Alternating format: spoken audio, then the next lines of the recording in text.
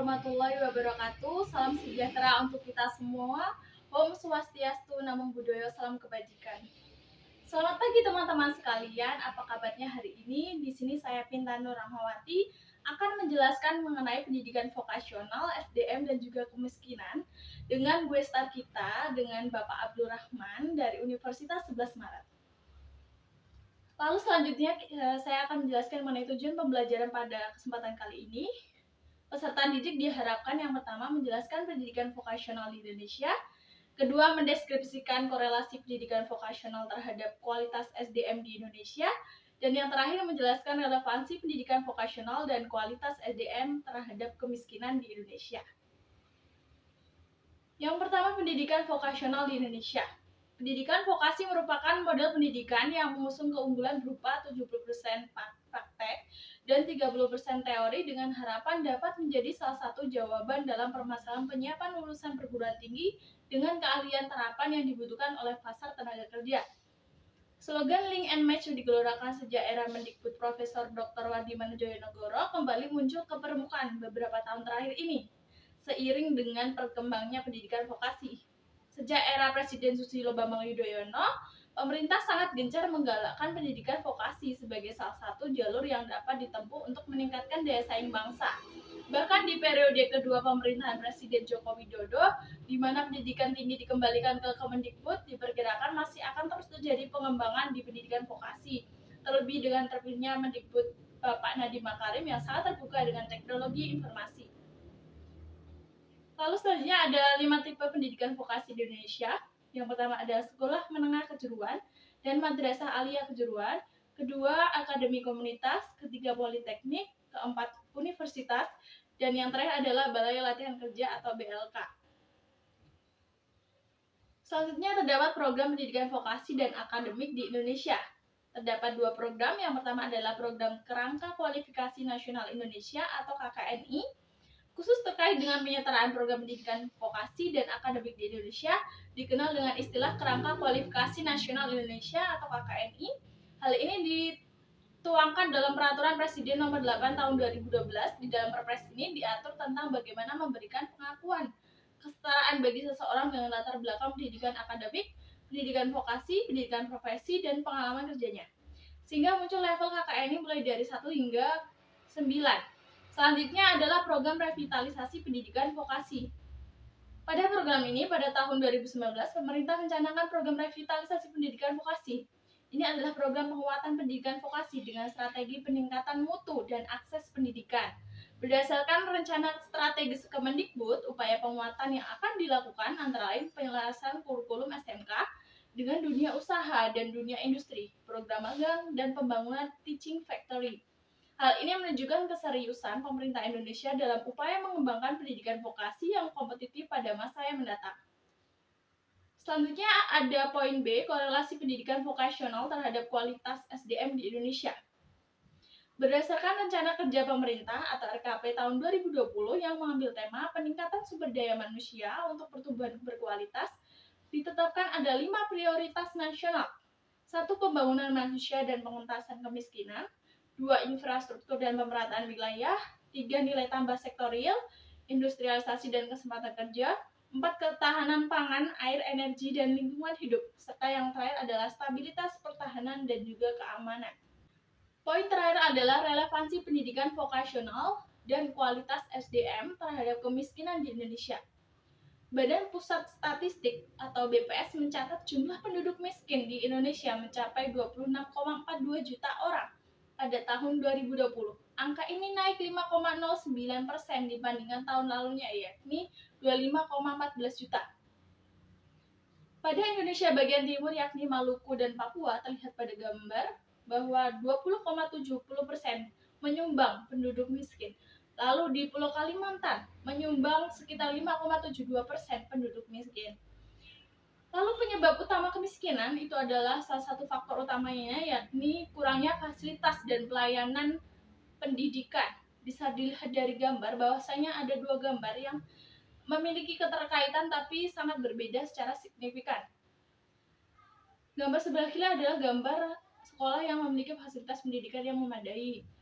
Sedangkan gambar sebelah kanan kiri itu terlihat bahwasanya pendidikan fasilitas sekolah ini cukup memprihatinkan.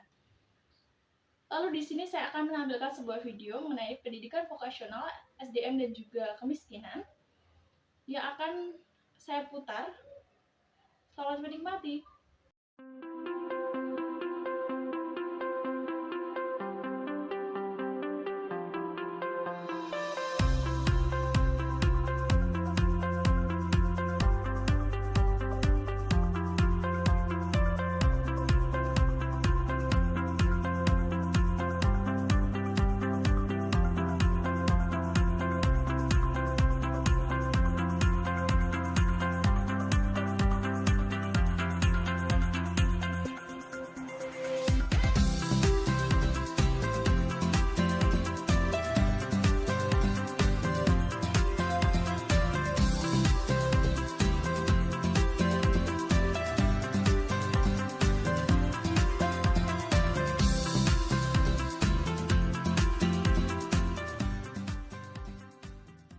Baik, semoga video tadi akan menjadi tambahan beberapa materi dan juga referensi belajar untuk teman-teman sekalian. Selanjutnya akan ada penjelasan berupa penegasan, kritik, saran, dan juga tambahan dari Bapak Abdul Rahman. Untuk Bapak Abdul Rahman, tempat dan waktu saya persilahkan. SDM, pendidikan vokasi dan kemiskinan memiliki hubungan yang erat. Semakin tinggi tingkat pendidikan seseorang dalam sebuah negara secara individu maupun kolektif akan mempengaruhi kualitas sumber daya manusia. Sumber daya manusia yang berkualitas, banyak jumlahnya dan berkualitas akan bisa menumbuhkan ekonomi dengan baik. Pertumbuhan ekonomi yang baik akan mengurangi kemiskinan kalau tidak bisa memberantas kemiskinan. Itu adalah bunyi teoretiknya begitu. Sehingga peran pendidikan vokasi ini menjadi sangat penting karena ikut menyiapkan sumber daya manusia baik kualitas maupun kuantitasnya. Kualitasnya ditandai dengan spesifik, bukan pengetahuan yang sifatnya umum, tetapi keterampilan bekerja yang praktis, yang sesuai dengan kebutuhan pasar. Dan mentalnya juga sudah disamakan, soft skill-nya juga sudah dibangun. Anak-anak melalui pendidikan vokasi itu punya kemampuan leadership, punya inisiatif, punya kreativitas, punya inovasi, punya kerjasama, pandai berkomunikasi, teamwork-nya sudah jalan, dan mereka mengerti tanpa diberitahu, mengerjakan tanpa diperintah. Jadi keterpaduan antara soft skill dengan hard skill yang bersifat kurikulum oriented, teori oriented itu sudah menjadi kepribadian dari alumni seorang yang pernah dididik melalui sekolah menengah kejuruan di tingkat SLTA maupun sekolah vokasi di perguruan tinggi level D1, 2, 3, 4 atau selanjutnya yang telah mungkin akan punya karir jenjang yang akan datang. Saya kira itu menjadi penting untuk ditanamkan kepada seluruh masyarakat bahwa pendidikan vokasi diminati karena cepat kerja, lebih murah, dan berorientasi pada wira swasta. Tidak harus keliling membawa ijazah melamar ke sana kemari, dengan pengetahuan, keterampilan, dan modal yang ada di rumahnya, dibantu dengan digital technology, dengan membayar 300.000 sebulan, maka dia bisa memulai bisnis apapun, apakah kuliner, apakah fashion, apakah penjahit, apakah makanan yang populer untuk anak-anak mahasiswa seperti seblak atau penyetan banjir dan sebagainya, aneka industri kreatif, pedagang kaki lima bisa dirintis oleh alumni-alumni itu, tidak tergantung pada industri besar. Saya kira itu tambahan saya. Baik, terima kasih untuk Bapak Abdul Rahman atas saran, kritik, dan juga tambahan serta penegasannya. Semoga apa yang kami jelaskan tadi bermanfaat. Lalu untuk kesimpulan pada penjelasan pada kali ini adalah dalam menjawab tuntutan yang semakin tinggi, lembaga pendidikan vokasi dapat melakukan peranannya secara optimal dalam mempersiapkan lulusan yang siap memasuki dunia kerja.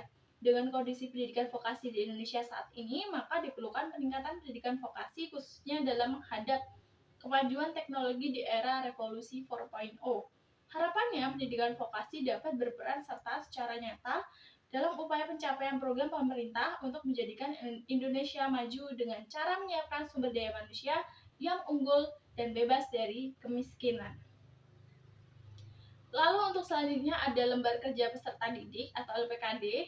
Di sini tersedia platform Google Form yang saya sediakan kode dan juga link serta QR scan yang bisa di-scan oleh teman-teman sekalian.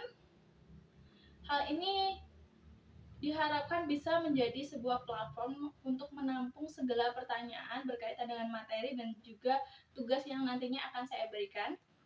Lalu ada asesmen pembelajaran. Di sini asesmen pembelajaran berupa soal-soal yang terdiri dari 5 soal pada platform Google Form yang akan dijawab. Bisa mengklik link di bawah ini lalu atau juga bisa meng-scan QR barcode di bawah. Lalu selanjutnya adalah referensi belajar. Referensi belajar ini saya mengambil 3 buku mengenai pendidikan vokasional yang bisa dijadikan referensi belajar teman-teman sekalian untuk menambah wawasan selain melalui video ini. Lalu di sini ada sumber di mana saya membuat materi pada pagi hari ini melalui sumber yang tertera di PPT. Terima kasih, sekian dari saya dan juga Bapak Abdul. Semoga ilmu yang saya sampaikan dan juga yang disampaikan oleh Bapak Abdul dapat bermanfaat. Saya akhiri, wassalamualaikum warahmatullahi wabarakatuh. Terima kasih.